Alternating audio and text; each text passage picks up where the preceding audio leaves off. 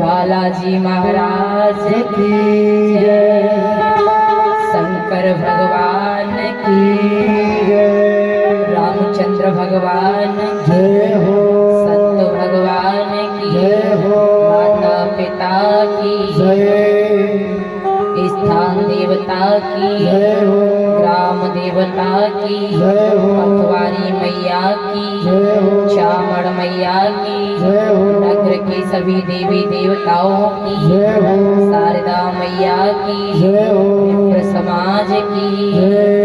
जय जय श्री राधे, जय जय श्री राधे, जय जय श्री राधे।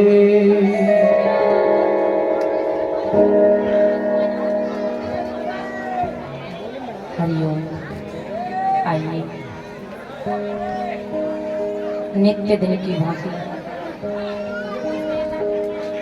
अपनी रचना को पवित्र करने के लिए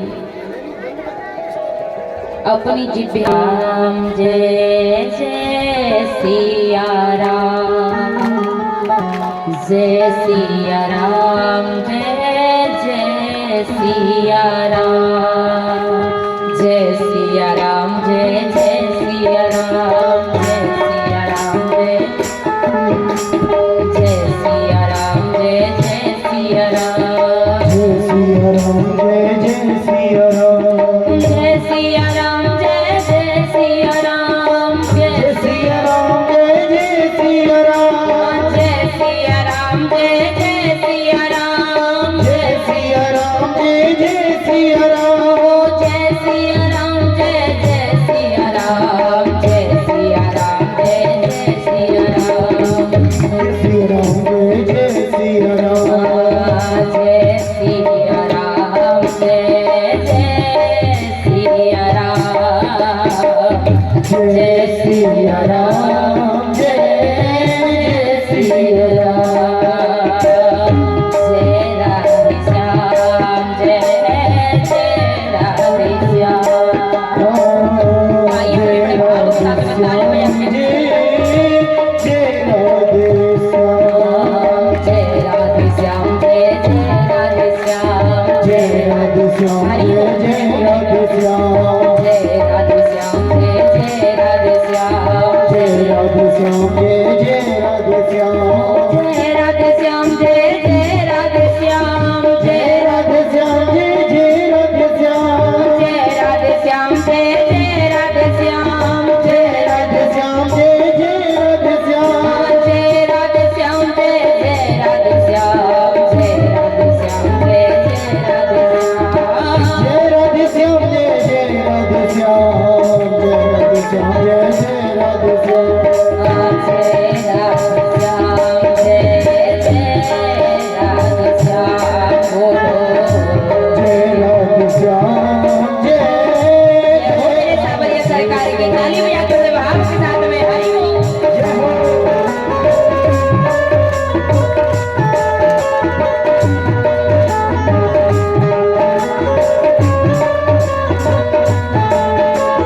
श्री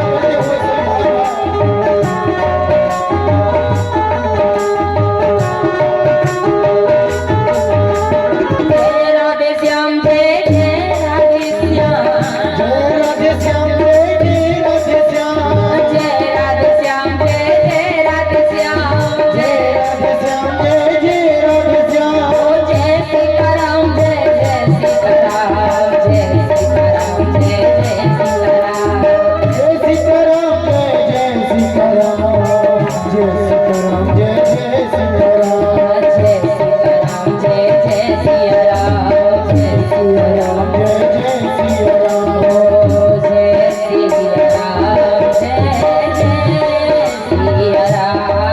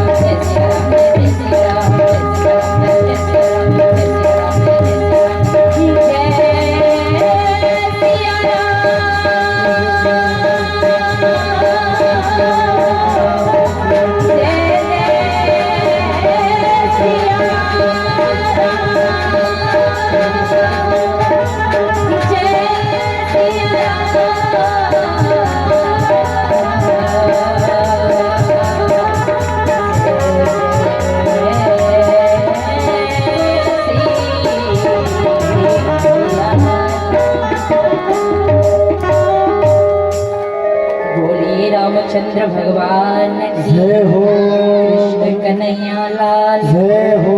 जय जय श्री राधे। जय राधे श्याम जय जय राधे श्याम। जैसा कर्म किया है वैसा ही फल पाता। आप सभी गाया करिए। मेरे ठाकुर के दरबार में सब लोगों का खाता। जैसे हमारे तुम्हारे खाते बैंक में चल रही हैं? अच्छा, किस किस मैया ने बैंक में जमा कर रखे हैं नोट? खाता खुला हुआ है क्या? हैं? मेरी बहुत मैया ऐसी होंगी जो अपना खाता खुलवा करके रखती हैं। बोले भैया हमारी आंटी में थोड़ा पैसा होगा तो हमारा बुढ़ापा जवानी बचपन बढ़िया तरह से कट जाएगा। तो भैया जैसे हमारे तुम्हारे खाते यहाँ आजकल के शहरों में गांवों में चलते हैं, बैंकों में चलते हैं, ऐसे ही एक खाता ठाकुर जी के दरबार में भी चलता है। मेरे मालिक के दरबार में सब लोगों का खाता, और जिसने जैसा कर्म किया है वो वैसा ही फल पाता। तो मैयाओं कहते हैं लेने को हरि नाम है, देने को है दान, पाने को अधीनता, डूबन को अभिमान। ध्यान से सुनिएगा। अगर लिया जाए अपनी जिह्वा से तो क्या लिया जाए? लेने को हरि नाम है। अगर हमें और तुम्हें लेना है तो अपनी रचना के द्वारा सुंदर भगवान का पावन नाम लेना चाहिए। लेने को हरि नाम है और देने को है दान। और दान किसी चीज का भी हो सकता है, मन की श्रद्धा के अनुसार, भाव के अनुसार। क्योंकि इस कलिकाल में दान ही है जिसके द्वारा जीव का कल्याण उद्धार बताया है,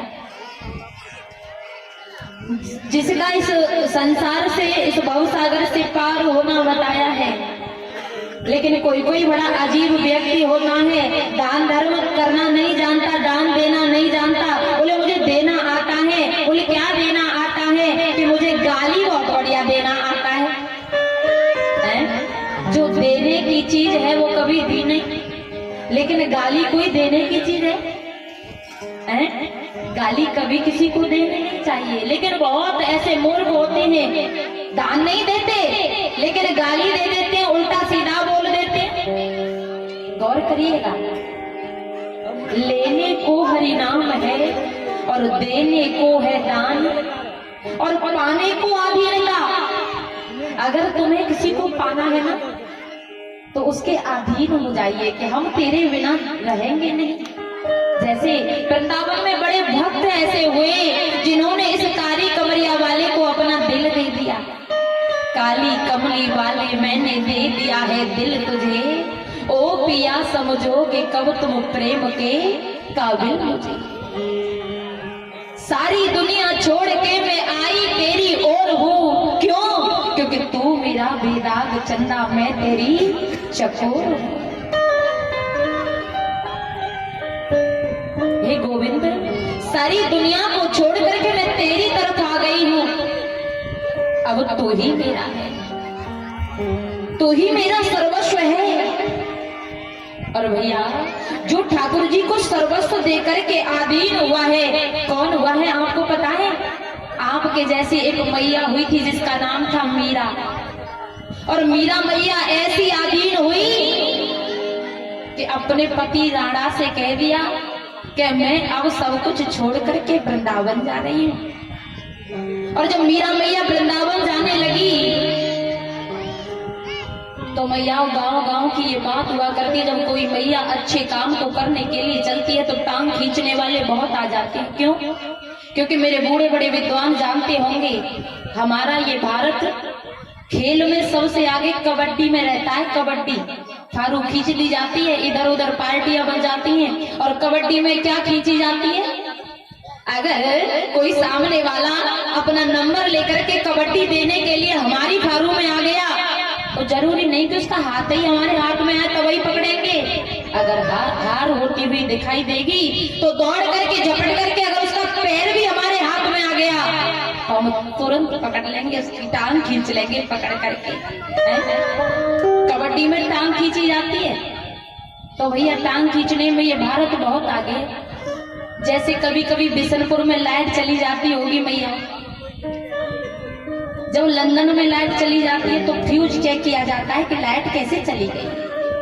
अमेरिका में लाइट चली जाती है तो बिजली वाले दफ्तर पे कॉल करके पूछी जाती है कि आज लाइट क्यों नहीं आ रही। लेकिन बिशनपुर में लाइट चली जाए तो मैया दौड़ती हुई छत पे जाएगी और पड़ोसन के हुजकेगी, अभी इसकी गई है कि नहीं गई, मेरे घर ही अंधेरा है कि इसके घर भी अंधेरा हुआ है। अपने दुख से दुखी नहीं, इस पड़ोसन के घर भी अंधेरा हुआ कि नहीं हुआ। तो भैया ये भारत टांग खींचने में बहुत आगे है। अगर भक्ति करने के लिए जीव चलता है तो दुनिया वाले तरह तरह की बात करते, टांग खींचते हैं, क्योंकि हम तो कर नहीं पा रहे। ओ भैया इन लोगों का इतना अच्छा काम, इतना अच्छा नाम हो रहा है। और भैया इस दुनिया में जिसका नाम हो रहा है वही बदनाम हो रहा है। जिसका नाम ही नहीं उसका बदनाम कहां से होगा। आज मीरा मैया जब सर्वस्व छोड़ करके चलने लगी तो लोग तरह तरह की बात करने लगे। अरे पुजारी पंडाओं के पास जाएगी, बाबाजियों के पास जाएगी, क्या करेगी वृंदावन में जाकर के? यहाँ तेरी ससुराल है, यहाँ तेरे पतिदेव है, यहाँ पर रहे।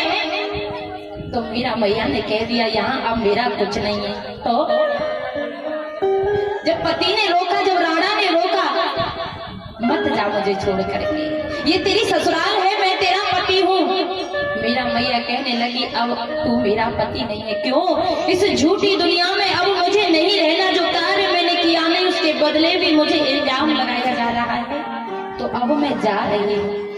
अरे मेरी वृंदावन ससुराल समाल राणा तेरी नगरी, मेरी वृंदावन ससुराल समाल राणा तेरी नगरी। मीरा मैया कहने लगी अरे तेरी नगरी रे राणा तेरी नगरी, तेरी नगरी हो राणा तेरी नगरी। वृंदावन ससुराल संभाल राणा तेरी नगरी। मैं तो सब कुछ छोड़ करके जाने, क्या करेगी वृंदावन? आज मीरा मैया समझाने लगी भैया मैं वृंदावन चली जाऊंगी। वृंदावन में जाके रहोगी, वृंदावन में जाके रहूंगी। राधे राधे श्याम कहोगी, राधे राधे श्याम कहूंगी। जहाँ भक्तन की भरमार। वृंदावन की गली गली में पत्ते पत्ते में राधे ही राधे होता हुआ रहता है मैया, कृष्ण ही कृष्ण होता हुआ रहता है। आज मीरा मैया ने कह दिया ऐसे स्थान पर जाऊंगी जहाँ भक्तन की भरमार, समाल राणा तेरी नगरी, मेरी वृंदावन ससुराल संभाल राणा तेरी नगरी। मैया। मीरा मैया सब कुछ छोड़ करके युवा अवस्था में वृंदावन चली गई। मेरे प्यारे भक्तों, अगर हम और तुम भी मीरा की तरह आधीन हो जाएंगे, परमात्मा के अधीन होकर के बैठ जाएंगे, तो परमात्मा किसी न किसी रूप में तुम्हें कहीं न कहीं जरूर जरूर दिखाई देगा। लेकिन ध्यान दीजिएगा, लेने को हरि नाम है और देने को है दान, और पाने को आधीनता और डूबन को अभिमान। परमात्मा को पाना है तो आधीन हो जाइए, और अगर इस संसार के भव सागर में डूबना है भैया, तो अहंकार कर लीजिए, घमंड कर लीजिए। और जिसके जीवन में घमंड आया, किसके जीवन में आया घमंड? रावण के जीवन में आया था। इतना बड़ा विद्वान था, सृष्टि में उसकी बराबर कोई विद्वान नहीं। जब भगवान श्री राम मैया सीता को बिहाने के लिए जनकपुर में पहुंचे थे, तो उस जनकपुर में रावण भी आया था। प्यारे लोग ये कहते हैं कि रावण सीता को बिहाने आया था, शादी करने आया था, लेकिन रावण सीता को बिहाने नहीं आया था। वो तो राम जी को ये खबर पहुंचाने के लिए आया था कि प्रभु, पाप करते करते मेरा बहुत समय निकल गया, मेरी मोक्ष पिटारी तो सीता है, इस सीता को लेकर के तो जल्दी आ जाना, क्योंकि अब ज्यादा पाप करना मैं नहीं चाहता।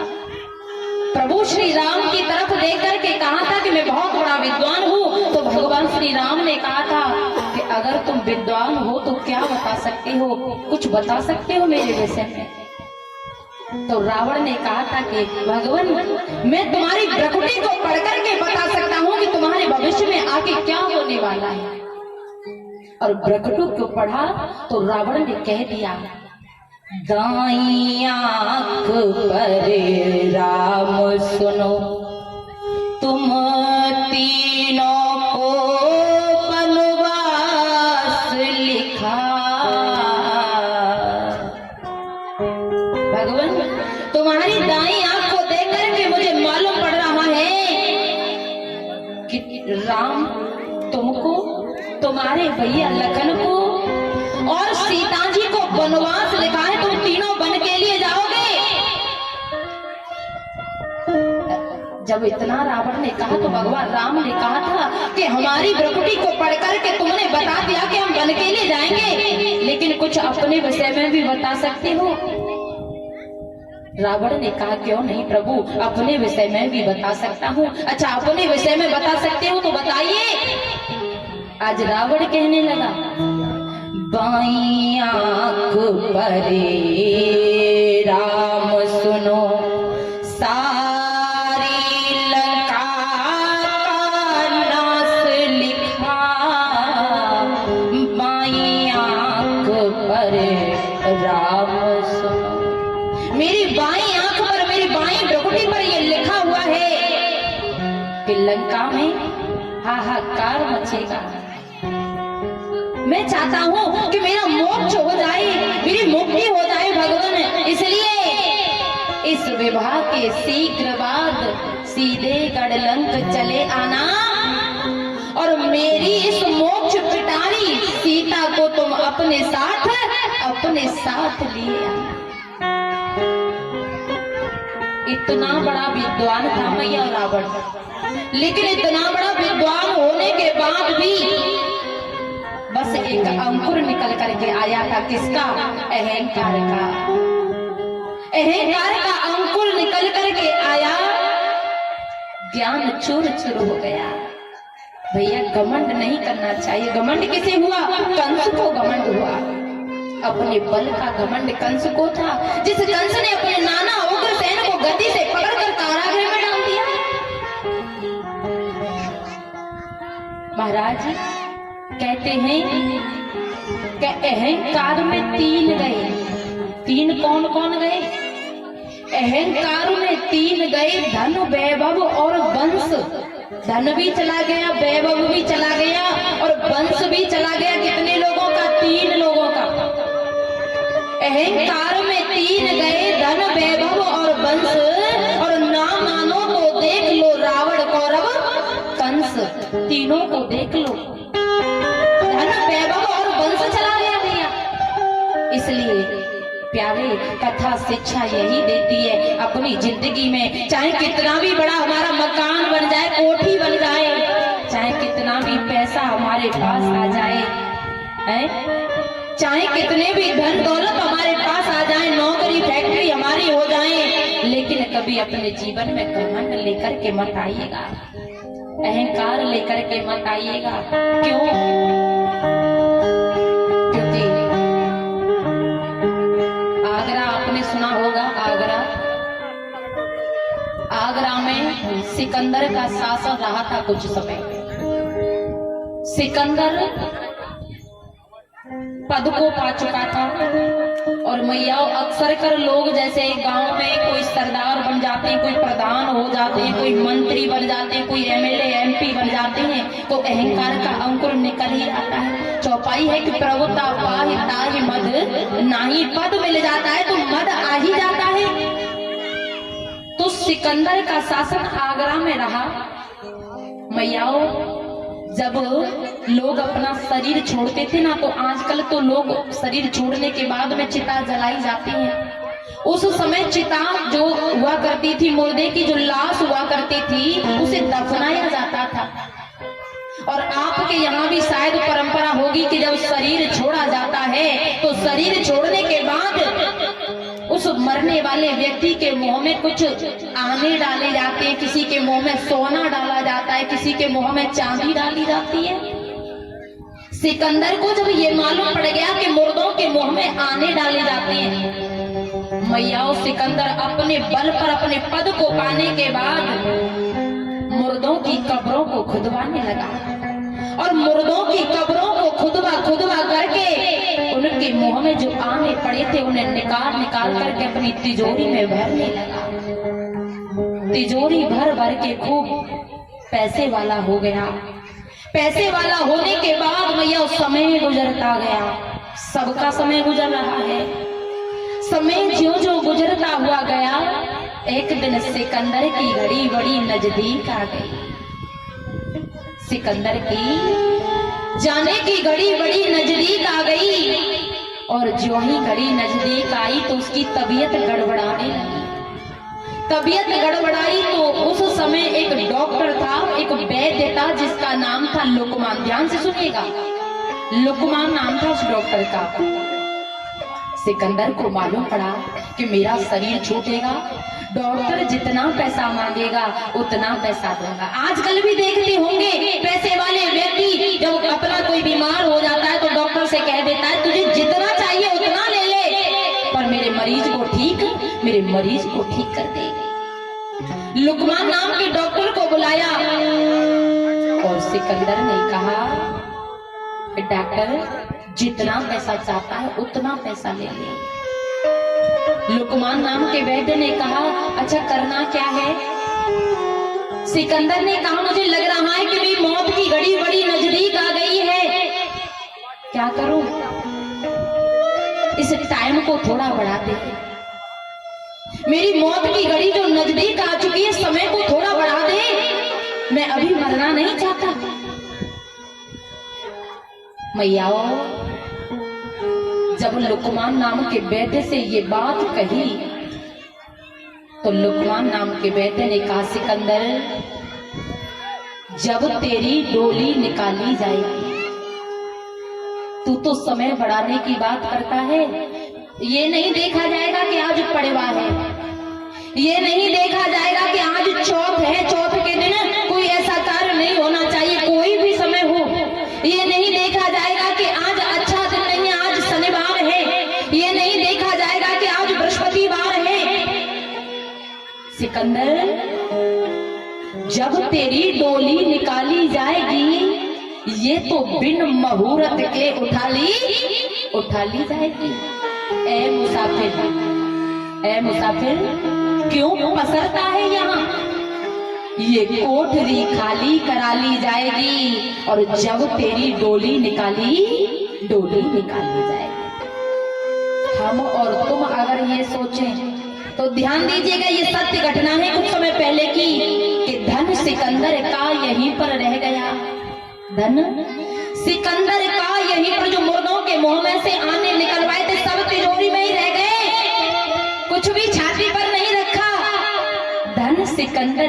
यहीं पर रह गया।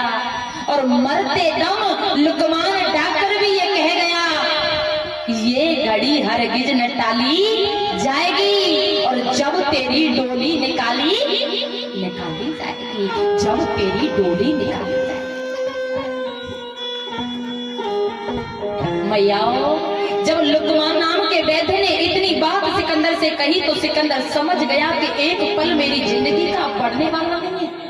हाथ जोड़ करके रो रो करके सबसे कहने लगा, भैया अगर मेरी सांस छूट जाए तो बस इतना सा काम कर देना। क्या? बस इतना सा काम कर देना, जब शरीर छूटता है तो बाजार से कफन आता है, कफन एक सफेद कपड़ा आता है जिसमें मुर्दे को बांधा जाता है। अपने जीते जी सिकंदर ने कहा, जब तुम कफन लेकर के आओ तो मेरे सारे शरीर को उस कफन में बांध देना प्यारे, पर मेरे दोनों हाथों को उस कफन से बाहर ही निकले हुए रहने देना। लोगों ने पूछा, सिकंदर कफन के बाहर हाथों को रख करके लोगों को क्या दर्शाना चाहता है? सिकंदर कहने लगा, दुनिया के लोगों को ये शिक्षा देना चाहता हूँ, जब मेरी अर्थी को लेकर के गली गलियारों में होकर के लोग मुझे लेकर के जाएंगे जलाने के लिए, तो अपने अपने दरवाजों पर खड़े होकर के लोग इतना देख लेंगे कि जिस सिकंदर ने मुर्दे के मुंह में से भी आने निकलवा लिए, देखे तो सही वो कितने आने अपने साथ लेकर के जा रहा है, कितना धन अपने साथ लेकर के जा रहा है परलोक के लिए। भैया इसीलिए कहते हैं कि क्यों इतना जुर्म ढाते हो इस छोटी सी जिंदगानी पर। कभी किसी व्यक्ति को मारते हो,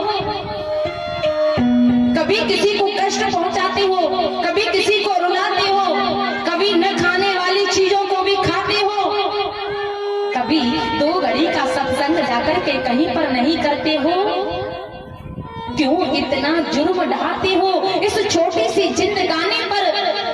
पत्थर का किला बनाते हो लोहे पानी पर। गौरी मोहम्मद इस्लामवादी थे और सिकंदर जब गया दुनिया से दोनों हाथ खाली थे,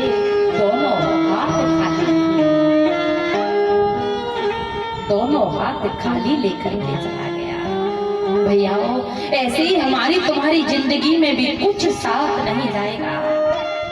अगर साथ जाएगा तो हमारा तुम्हारा किया हुआ भजन, हमारा तुम्हारा किया हुआ अच्छा सत्कर्म केवल और केवल यही हमारे तुम्हारे साथ जाने वाला है, अन्यथा और कुछ हमारे तुम्हारे साथ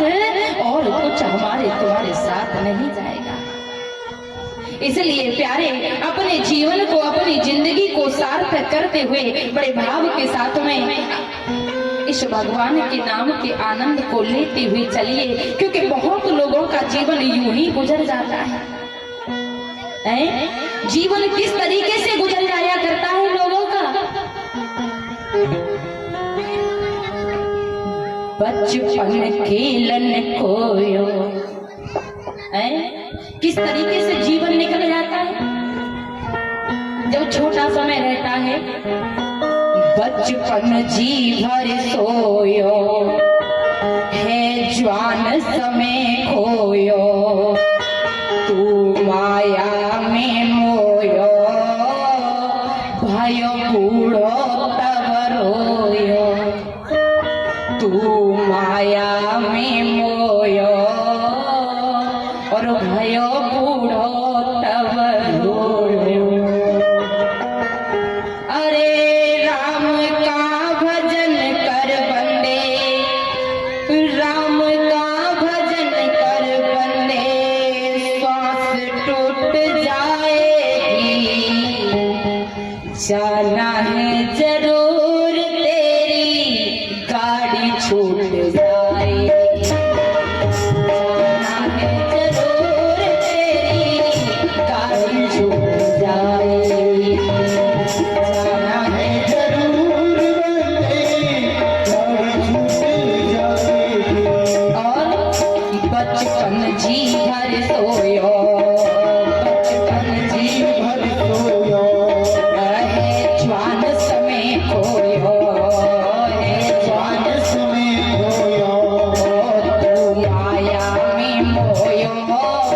भयो बूढ़ो तब रोयो, माया में खोया भय बूढ़ो तब रोयो।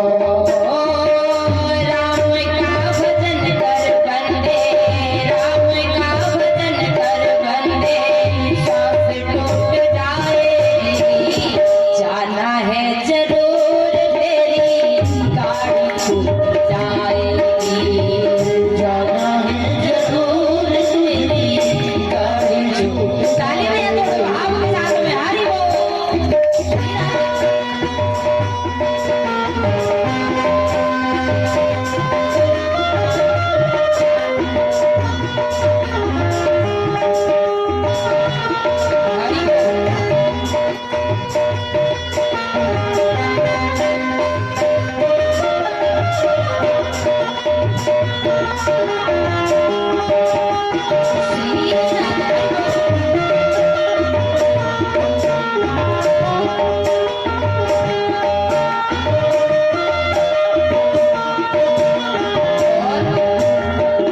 किसी से झूठ बोल के, किसी को परेशान करके, किसी को रुला करके हम जो कभी कभी धन कमाने लग जाते हैं, कभी कभी किसी को दुखी करने लग जाते हैं। भैया जो कर रहा है चौपाई है मानस में, कर ही जो कर्म पावे फल सोही, और निगम नीति असकय सब सब कोई, जो हम और तुम कर रहे हैं हमें और तुम्हें ही वो भोगना है। घर परिवार वाले जो सब्जी लेकर के आएंगे, जो मीठा मिष्ठान लेकर के आएंगे, जो बेड बिस्तर लेकर के आएंगे, उसका आनंद लेने के लिए है घर परिवार वाले, पर तुम्हारे दुख में शामिल होने के लिए, शामिल होने के लिए नहीं है। देखा है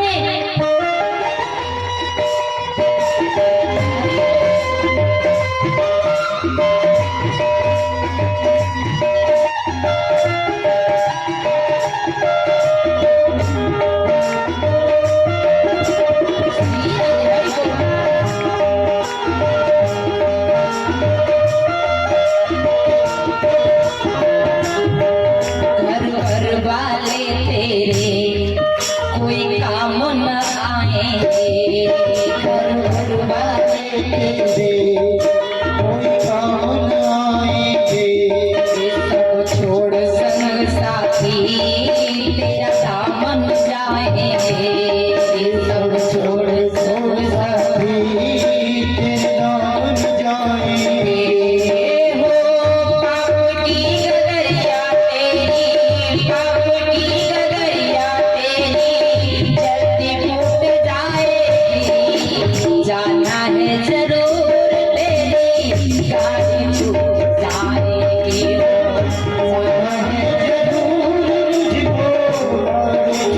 श्री राधे जी पर हाथ करके ताली बजाते हुए भाव के साथ में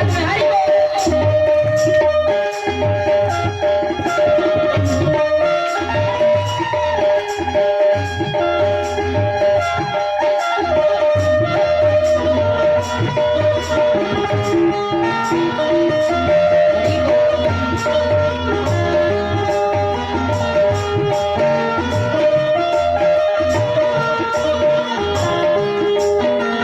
और प्यारे साथी है मित्र गंध के जल बिंदु पान, साथी है मित्र गंध के जल बिंदु पान तक, और अर्धांगिनी बढ़ेगी तो केवल मकान तक।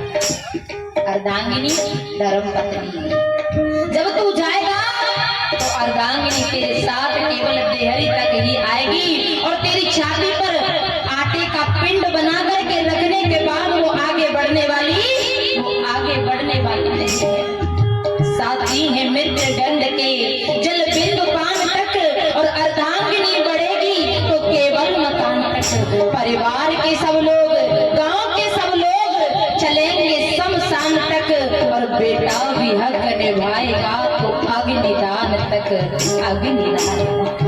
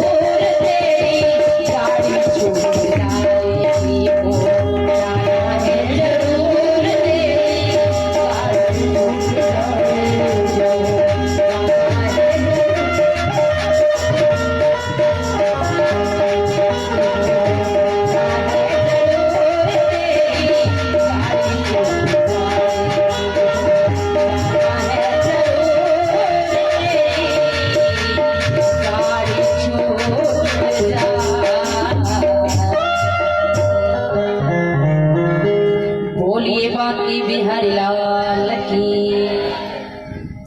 अच्छा मैया इतनी जोर से एक बार भाव से बोलिए, भाव से, वृंदावन बिहारी लाल की।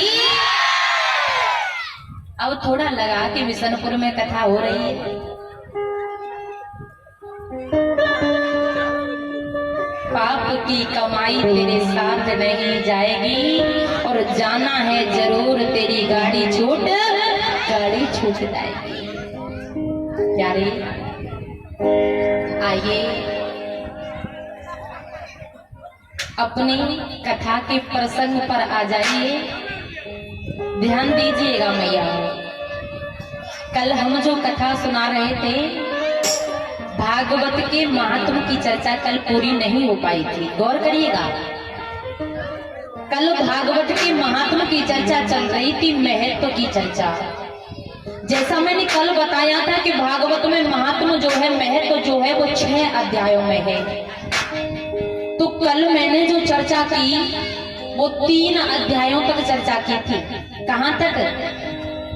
नारद जी महाराज किस तरीके से वृंदावन में पहुंचे और भक्ति से जाकर के भेंट हुई और भक्ति के पास जाकर के उसका परिचय पूछा तो भक्ति ने बताया कि अहम भक्ति तिक्यातौ इमौ में तनयो मतो ज्ञान वैराग्य ना मानो काल योगेन जर्जरो। अहम माने मैं,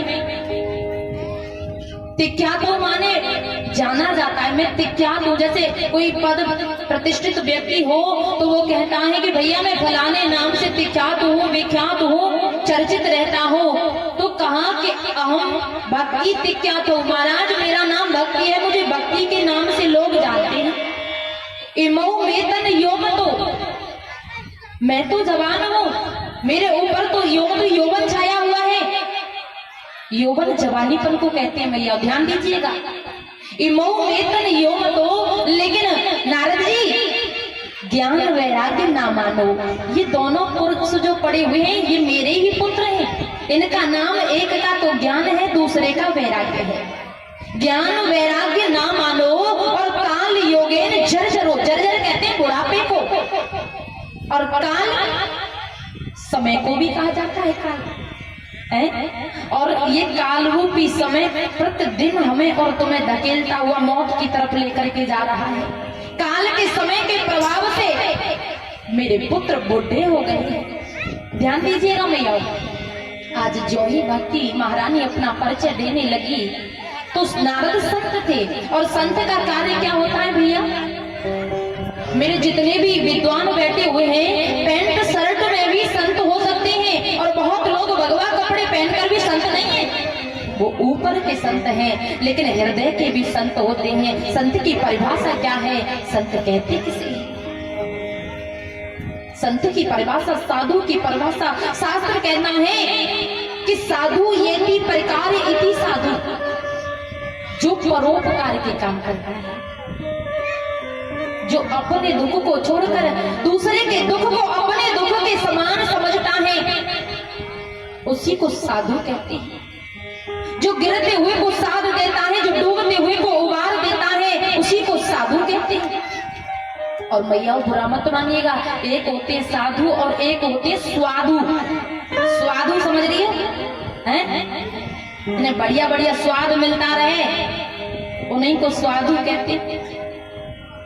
आपने देखा होगा, मेरे बूढ़े बड़े विद्वान जानते होंगे भाई बंधु, कि जब संन्यास दिलाया जाता है ना तो सिर का मुंडन किया जाता है, सिर के सारे बाल कटवाए जाते हैं। क्यों? एक व्यक्ति कहा करते थे, एक बाबा, रोचकता की बात कि भैया तुम्हें पता है कभी कभी लोग अपने सिर का मुंडन करवाते हैं, कहते हैं कि भैया हम सब कुछ छोड़ रहे हैं। क्यों करवाते हैं? मूड मुड़ाए 3 गुण, ब्रज की भाषा में सिर को मूड कहे मैया, मूड समझ रही हो? मूड मुड़ाए, मुड़ाना कहते हैं मुंडन करना, मुंडन तो समझती हो बाल कटवाना। मूड मुड़ाए 3 गुण और मिट जाए सिर की खाज। कभी कभी बालों में डेंड्रफ हो जाता है ना, बहुत ज्यादा ऐसी खुजली होती रहती है, नोचते रहते हैं, जब सिर का मुंडन करवा दे तो फिर होती है। अच्छा तो धोखे में घुसी गई, नो एंट्री, बोले हाँ हो है। ध्यान दीजिएगा भैया, मोड़ मुड़ाए तीन गुण, मिट जाए सिर की खाज, और बढ़िया बढ़िया मिले खाए वे लोग कहे महाराज है। मोड़ मुड़ता है, सिर की खुजली ठीक हो जाती है पहले, बढ़िया बढ़िया खाने के लिए आओ महाराज विराजमान हो जाइए, आज आप हमारे यहाँ पे आपका निमंत्रण है, बढ़िया खाइए, बिठा लिया, बढ़िया खाने के लिए मिल गया दूसरा गुड़, और लोग क्या कह करके पुकारे महाराज जी आओ महाराज विराजो महाराज है। तो मोड़ मुड़ाए तीन गुड़, और मिट जाए सिर की खाज, और बढ़िया बढ़िया मिले खाए वे लोग कहे महाराज। इसे ये साधु की परिभाषा नहीं है प्यारे, साधु ये थी प्रकार इति साधु, जो परोपकार के काम करता है। नारद जी ने परोपकार का काम किया।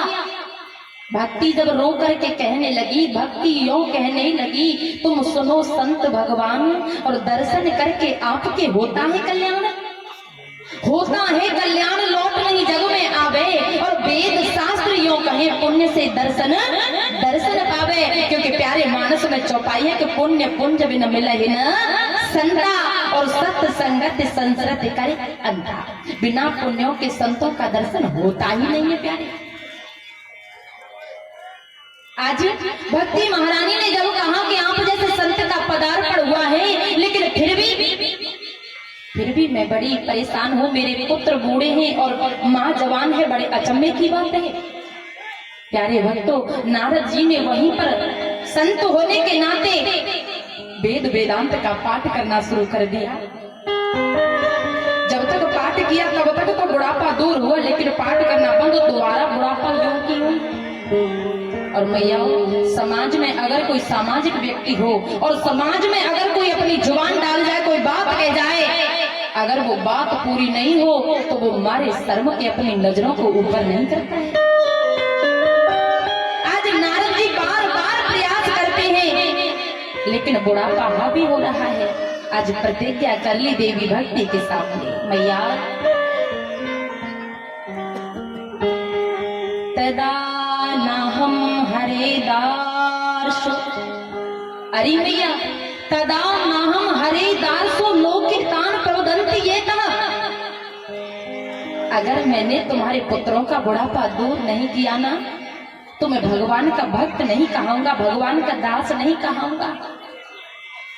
घर घर तेरी करूं प्रतिष्ठा, रहे तुझ में कोई त्रास नहीं, और जो मैं ऐसा ना कर पाया तो श्री हरि का सच्चा दास नहीं, श्री प्रभु का सच्चा दास नहीं, भगवान का भक्त नहीं कहूंगा। नारद जी प्रतिज्ञा करके चले गए, लेकिन मैयाओं जहां भी जाते हैं कोई समाधान नहीं हो पाता है। आज बात पूरी नहीं हो पाई, सो पहाड़ों की कंदराओं में चले गए, वहीं पर चार संत मिल गए। ध्यान दीजिएगा, सनक सनंदन सनातन सनत कुमार, जिनका जन्म सृष्टि में सबसे पहले हुआ था, लेकिन देखने में कितने बड़े दिखाई देते हैं। जीवन मुक्ति महामुन जेहू, हरि गुण सुनहि निरंतर तेहू। भगवान का गुणानुवाद निरंतर सुनते हुए रहते हैं। ब्रह्मानंद सदा लीना देखत बालक बहु के छोटा, सृष्टि में सबसे पहले जन्म हुआ, लेकिन फिर भी छोटे दिखाई पड़ते हैं। आज ऐसे संतों से देवर्षि नारद की भेंट हुई। देवर्षि नारद की भेंट होते ही चेहरे को देखा, चेहरे को देख करके ही आंख संतों ने पहचान लिया, दूर से ही पूछ लिया, महाराज अगर किसी गृहस्थी को चिंता होती है तो बात गले उतरती है, लेकिन संत साधु के चेहरे पर भी अगर कोई चिंता जैसी लकीर दिखाई देती है तो ये बात तो कोई गले नहीं उतरती। क्यों? क्योंकि प्यारे मानस में चौपाई है, गृह कार्य नाना जंजाला,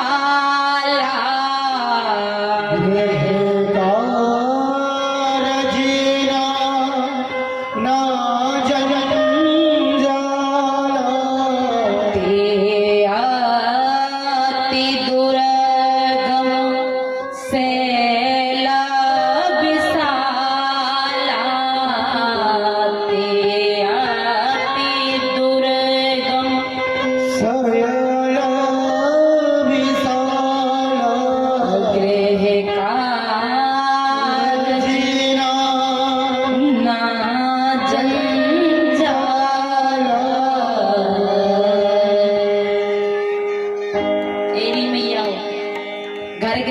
चिंता क्या होती है, हैं?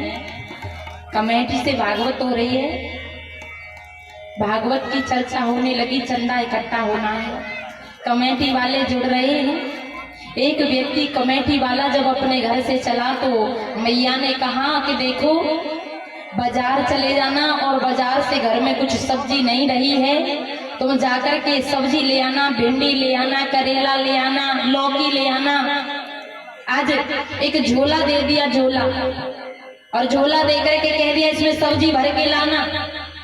उस बेचारे कमेटी वाले व्यक्ति ने उस झोला को लिया, अपनी जेब में रख लिया, और जो ही रास्ते से जा रहा देखा बालाजी के मंदिर पे, हनुमान जी के मंदिर पे सब कमेटी वाले बैठे।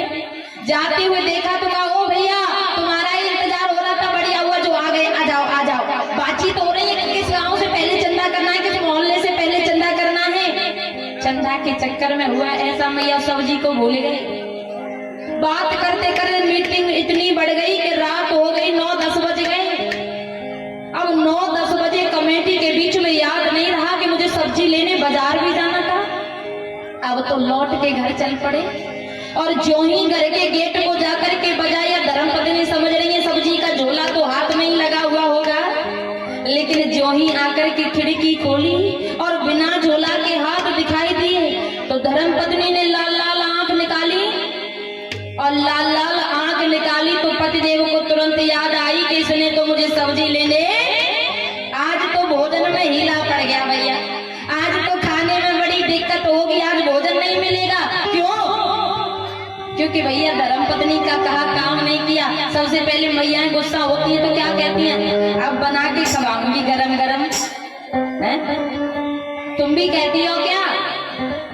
एक आध कह रही है हाँ, एली भैया हो, तुमसे ही कह रहे हैं, तुम भी पतिदेव से कभी कभी झगड़ा कर लेती हो।